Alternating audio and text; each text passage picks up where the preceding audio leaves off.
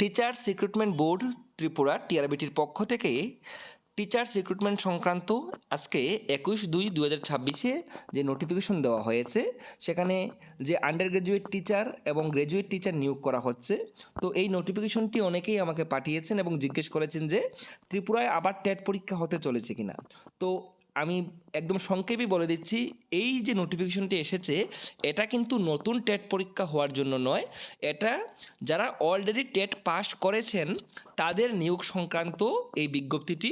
তো এখানে তাদের নিয়োগ করা হবে আন্ডার গ্র্যাজুয়েট টিচার। টোটাল এখানে দেখতে পাচ্ছেন 1036টি যে ভ্যাকেন্সি এখানে রয়েছে এবং গ্র্যাজুয়েট টিচারের টোটাল ভ্যাকেন্সি 1020টি।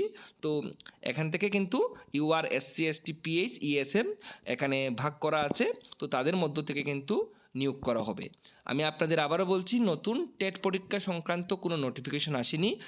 এই সম্পূর্ণ নোটিফিকেশনটা হচ্ছে যারা টেট পাস করে গেছেন তাদের জন্য।